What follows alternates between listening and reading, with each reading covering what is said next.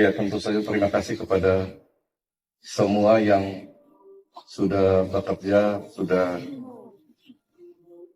melakukan tugas dan berbagai macam pekerjaan di OPD masing-masing dengan baik.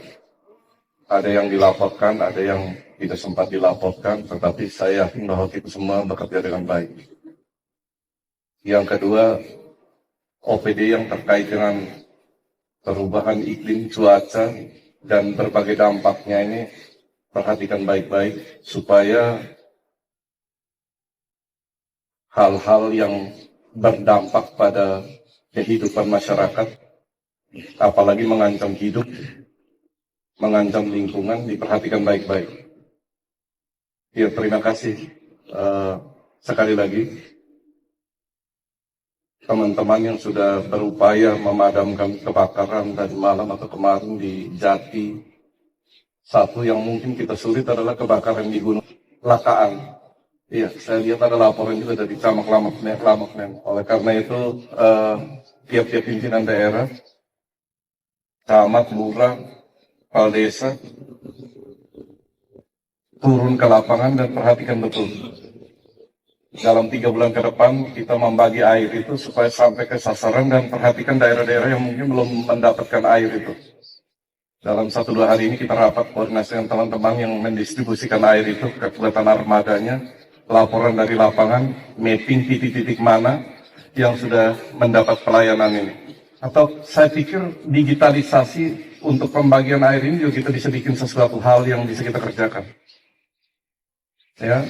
Beberapa saat yang lalu kan kita ke Kementerian Dalam Negeri menyampaikan tentang aplikasi untuk mendata rumah-rumah tidak layak huni. Saya kira ini aplikasi yang sederhana saja. Untuk distribusi air di daerah-daerah ini kita bisa lihat titik-titik mana yang didistribusi hari ini. Sudah persebarannya cukup tidak?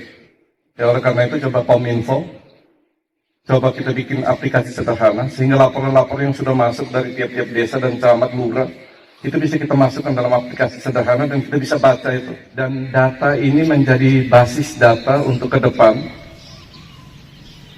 Artinya suatu saat kita, musim depan kita menghadapi musim kekeringan begini, dan termasuk perencanaan untuk menempatkan titik-titik distribusi air, baik komunal maupun individual, titik-titik yang bisa dicapai dan tidak bisa dicapai, masyarakat yang kekeringan, kita bisa data dengan baik dan bisa bikin perencanaan lebih baik untuk kebutuhan air dari tahun ke tahunnya, baik air irigasi maupun air untuk konsumsi harian. Jadi minggu ini dalam 1-2 hari siapkan datanya, kita rapat kecil di kantor untuk kita mendata kembali. Minggu lalu juga ada pertemuan tentang PP2DD di Jakarta.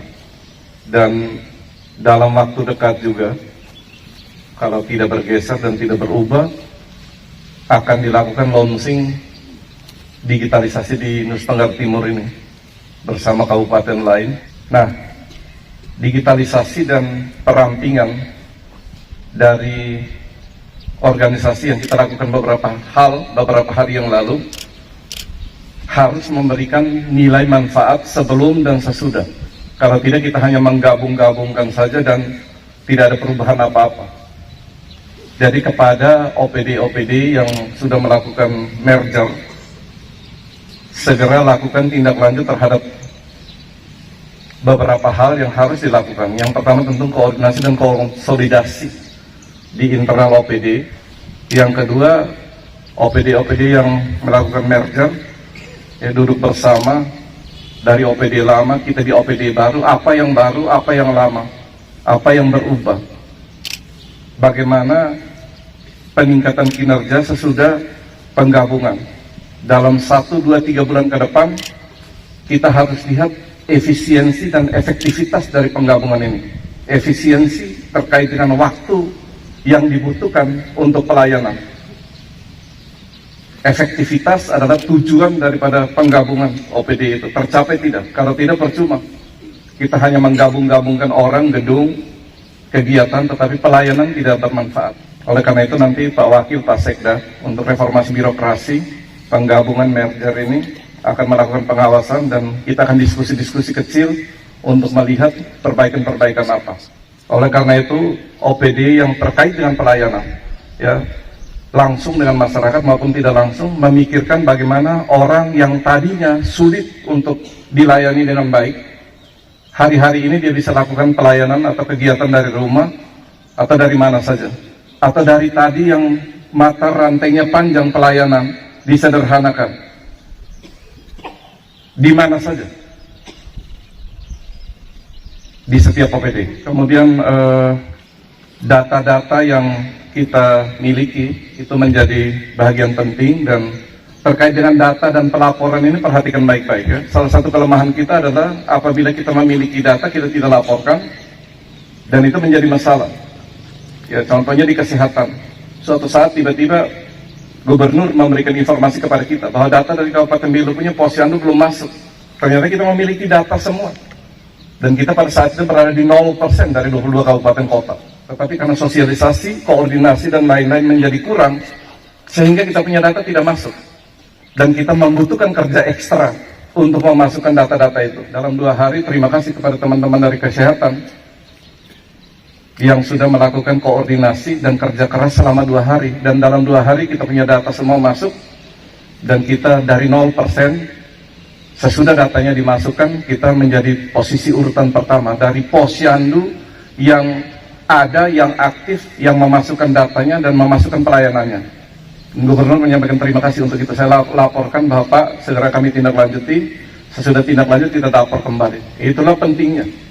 Dia bilang tidak menjadi masalah Pak Bupati, yang penting responnya dan hasilnya dan datanya akurat.